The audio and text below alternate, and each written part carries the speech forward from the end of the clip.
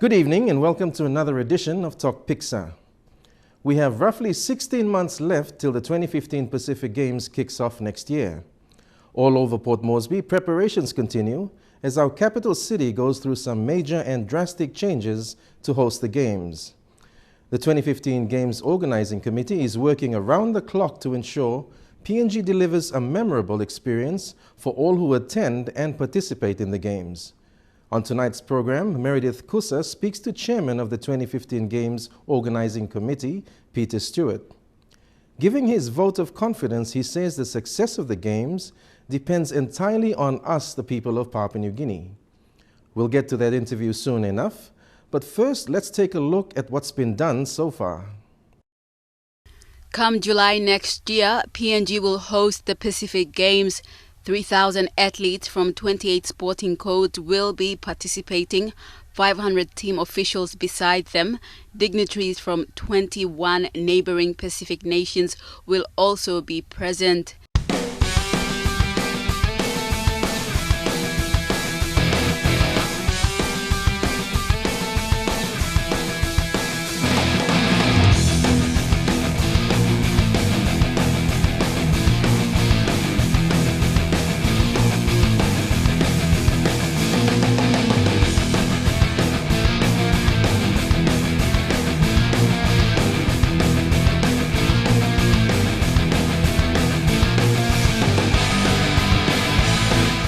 Papua New Guinea hosted the South Pacific Games in 1991 and did it in style, winning 100 gold medals to become the Games champions. Now the question is, will Papua New Guinea do the same in 2015 to see the glory of 1991? Right now, major sporting facilities are currently under construction. Will they be finished on time?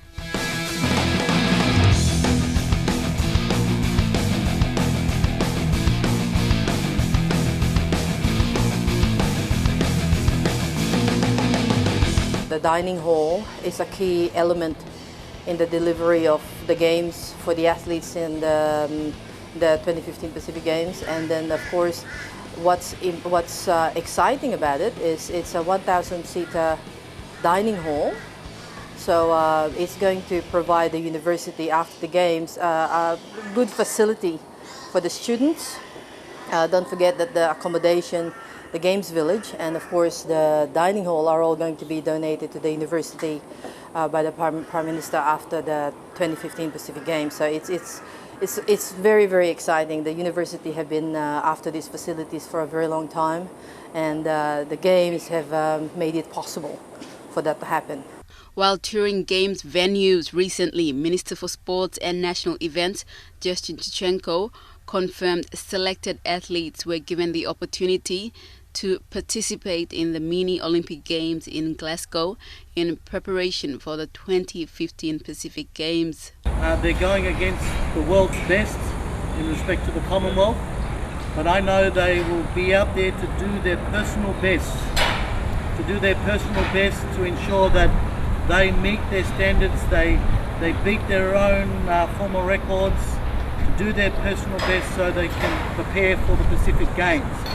This international exposure of going to Glasgow to a Commonwealth Games will then help them get even bigger and better than they already are and prepare themselves for the Pacific Games. One of the factors of our preparation is actually to set up the schools to provide a temporary training facility for all our athletes.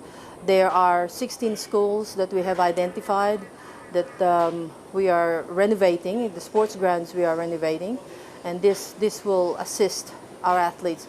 We understand that it's very important for them to maintain the momentum so they can do well and win us medals at the 2015 Pacific Games. And so the schools are actually already being used by some of the sports. And of course, one thing that we aim to do is after the renovations and after the games, that these schools will then be will be part of the development program for going forward for future events. There is political support. Prime Minister Peter O'Neill is confident the Games will be delivered on time. We are 2 years behind, but we are capable of delivering this. And I just want to assure you that you have a government that is fully behind you in making sure that we will do anything that is able to deliver this game on time for the benefit of our visiting athletes throughout the Pacific. In more games development, our national mascot was revealed, Tura the Kokomo. Tura the Kokomo. Tura in Motu means friend, and it symbolizes the friendship PNG will build with the other 22 Pacific Island nations coming to take part in the games. It was a proud moment for Taka when we approached him. What did you draw? Coincidentally, the father was the designer of the 1991 Games mascot, Kapul. He was speechless when he heard his son was the winner of the 2015 Games mascot competition. I don't know what to say. I just don't know what to say. I'm very happy. But, Taka received 500 kina and a new BSP Sumatin account. His artwork was selected among 250 entries from all schools throughout the country. His school is 10,000 kina richer from the Pacific Games Organizing Committee. Our sporting legends have faded as time passed, but with the Pacific Games to be hosted in Port Moresby again, our younger generation will have the chance to live those days and share the experience with our sporting heroes. I felt really proud at that time as a young athlete representing Papua New Guinea at that games, which was held here back in Papua New Guinea. I was very proud. It was my second games, but there weren't many people as it is today. Not many people. I have gone to games after that. There were more people than the 69 ones. The sporting mementos will rotate every 3 months to cater for all sporting heroes and legends, and will also accommodate for any diplomatic visits.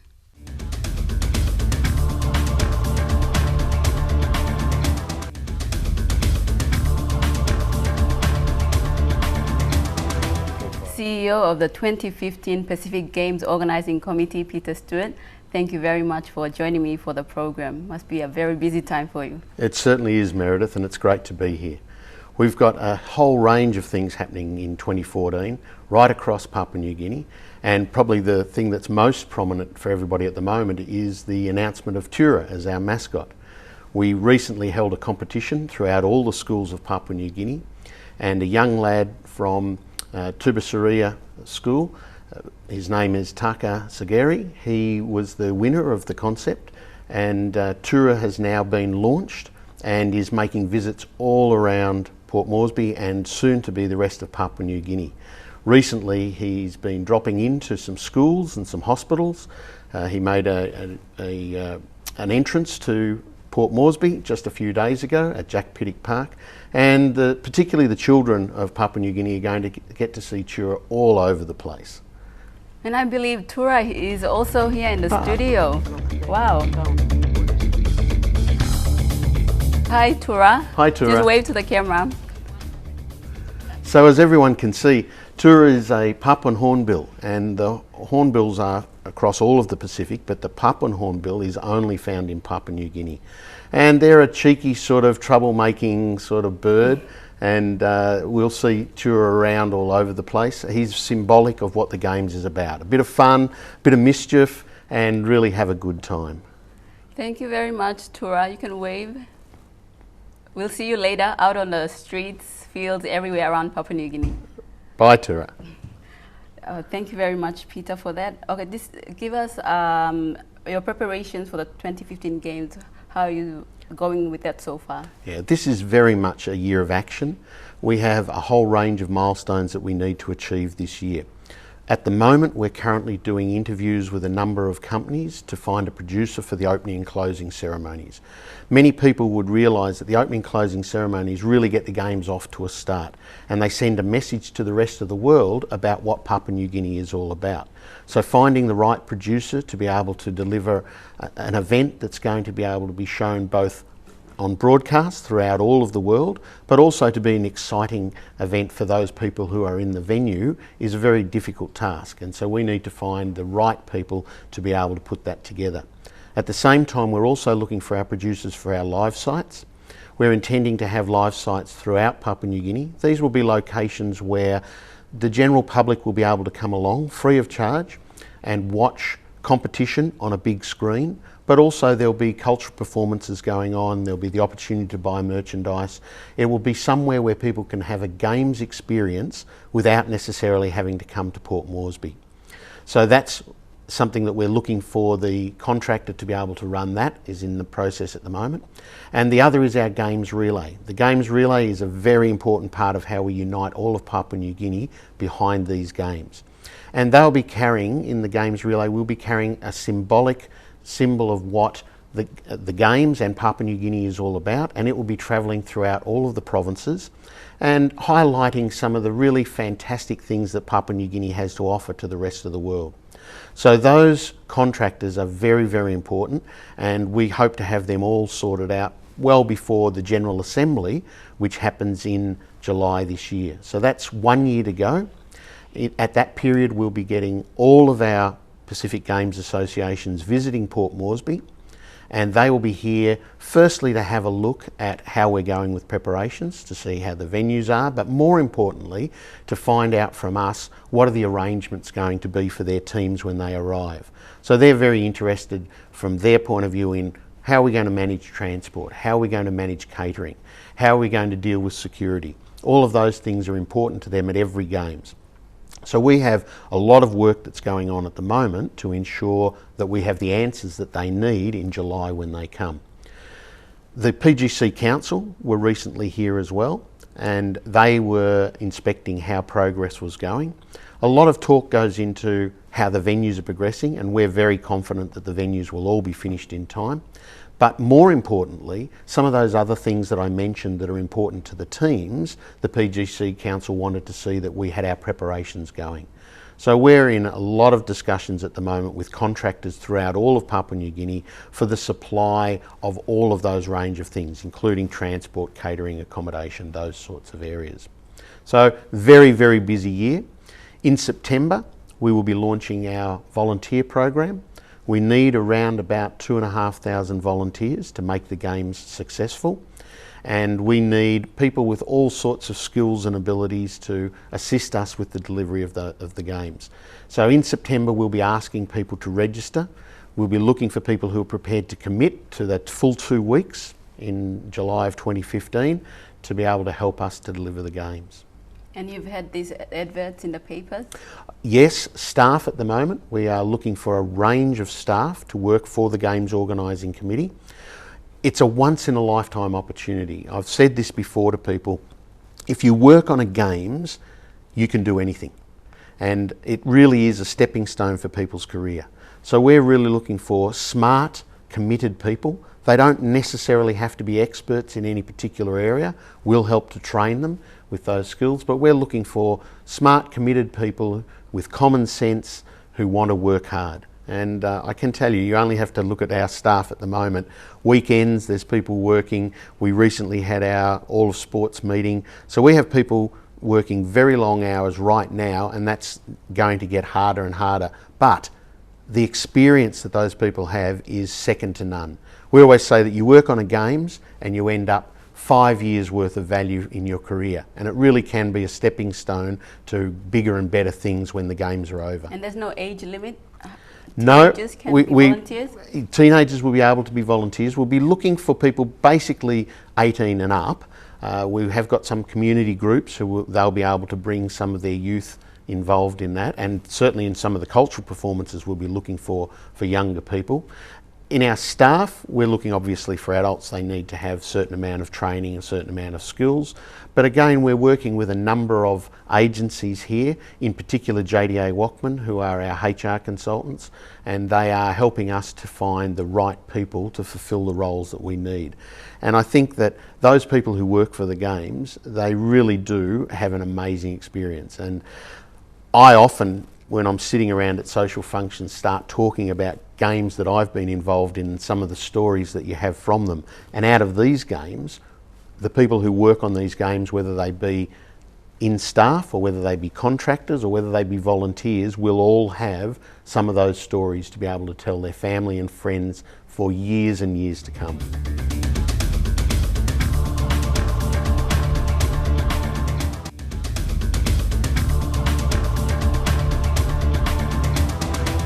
Mr. Stewart, I also noticed you're wearing a very bright shirt. Is that part of the merchandise? Can you tell us more about that? Yes, sure. We are going to have a big range of merchandise that's going to be released later on this year. This is a bit of a trial that we're running a few things at the moment, but this is the sort of look and feel that the games will have. You will have seen these colours and the tattoo and the games logo around in a lot of the things that we're doing, and that will be replicated in our merchandise certainly. And we'll also have a range of merchandise that is based around Tura. So there'll be soft toys and pens and all sorts of things that you'll be able to get that help to reflect Tura, because we know how popular Tura is with particularly the younger generation. And the all sports, 28 sports technical delegates meeting, there was a meeting on? Yes, a fortnight ago we had 22 of our 28 sports technical delegates. Now these are the people who are appointed by the international federations of sport to ensure that the games are run in a world-class manner. So they come here, they have a look at how we're going to put the sport together, they have a look at the venues that we're going to use, particularly the fields of play where the athletes are going to be competing, and they provide a valuable resource to us to help us to deliver a high-quality event. And the Pacific Games is a world-class event. The athletes who are competing are in many sports right up with the best in the world, and any athlete that has a top level performance, particularly if they break a record, they want to make sure that that record will be sanctioned by the International Federation. So these technical delegates come along and they make sure that we're doing everything that we need to do to make the sanctions be applicable and the athletes to be rewarded for the performances that they have. We also noticed there's a lot of construction happening, but the athletes, where they're going to be training, this might not be your area, but what's your view on that? Yeah, look, it's always a challenge for the home nation when there's multiple venues being done at the same time, and that's certainly what we have here in Port Moresby. So a number of the venues where the athletes and the general public normally train and perform are under construction. It's an impost on the athletes, and it's regrettable. The outcome will be some fantastic venues that will be available for the athletes and the public to use for the next 20 years. But in the interim, Papua New Guinea Olympic Committee have been required to find alternative venues for training to go on. So some of that is here in Port Moresby, but a lot of it is outside of Port Moresby. And there are some fantastic facilities all around the country where the athletes will be training. Patriotic times, how should the people of Papua New Guinea be feeling at this time in the lead up to the 2015 Games? Well, I hope they're like me. I hope they're excited. I hope they're sleeping a little bit better than me, perhaps, but I think that we're going to see the biggest sporting event and the biggest cultural event that's ever been held in Papua New Guinea. And it's going to be exciting. The best athletes from the Pacific will be coming here to Port Moresby to show their wares. And people in Papua New Guinea will be able to see those athletes firsthand, whether it be they buy a ticket and come to the venues, and the ticket prices are going to be very, very reasonable, so it won't preclude people from coming. We will also have a range of free to the public events where people can come and watch the athletes, get right up close to the fields of play that will be of no cost. And then if you're not able to come to Port Moresby, through the live site program and our global broadcast, you'll be able to watch the athletes performing. And while we have 22 nations who we are responsible for here in the Games Organising Committee, and we want all of those nations to perform well, I think all of us who live here in Papua New Guinea are hoping to see Team PNG do exceptional in a home Games. So in the coming months, what are we going to see that's new? Are you going to launch anything new? Any more surprises in the bag? Oh, well, I think you'll certainly see some merchandise starting to come out. We will be doing, Tura will be going around hospitals, schools all around Papua New Guinea. Tura is intending to go to nearly all of the cultural events that are held throughout all the provinces. So everyone in Papua New Guinea will get a chance to meet and see Tura. I was recently at a school where Tura came out and the children just flocked around. Absolutely flocked around, and we were hours taking photographs and getting all sorts of interaction between Tura and the kids. So that will happen throughout Papua New Guinea, and that will be very exciting. We will certainly have a lot of interest throughout all of the Pacific after the General Assembly in July, when all the teams have come here, and they will go back and they'll start to talk to people about what's happening here in Papua New Guinea, and plans will start to be made for their friends and family to make visits here during the Games period. We're hoping to have, in addition to friends and family opportunity to come and watch the Games, we'll be having a business conference, and there is a sports ministers meeting that's held in conjunction with the Games. So we're expecting quite a large number of people to come to Port Moresby for 2015, and we would hope that they would come perhaps a little bit earlier and go and have a look at things around Papua New Guinea, and perhaps linger a little bit later and partake of some of the really exciting things that you can do here in Papua New Guinea. Funding-wise, are we okay budget-wise? Yes, the government of PNG has been fantastic with their support for the Games. Most of their money is going into infrastructure, which will be of wonderful benefit to the people of Papua New Guinea, not just during the Games period, but for years and years after the Games. We also have fantastic corporate support. We know our official sponsor BSP have been on board for quite a while now, and they're providing an enormous amount of support to us, but there are a range of other companies who are supporting the Games at different levels, platinum, gold, silver level of sponsorship, and all of those companies are making contributions not just in cash but also in expertise, in services, in a range of different things that we need to successfully deliver a Games. So it's a combined effort. The people of Papua New Guinea supporting through being volunteers and providing the expertise, government through providing infrastructure and the funds that we need to do all of the things in the Games, and corporate PNG providing the expertise and additional funds to ensure that we deliver the best ever Pacific Games. And on that note, Mr. Stewart, thank you very much for your time. Thank you, Meredith. We will continue to touch base with Mr. Stewart and the 2015 Games Organizing Committee, and we'll also be following Tura's quest to make the 2015 Games truly patriotic and Papua New Guinean. You can give us your feedback on our Tok Pik Facebook page, and we welcome any suggestions you have or information you would like to see on the show. Until next time, I'm Neville Choi. Good night.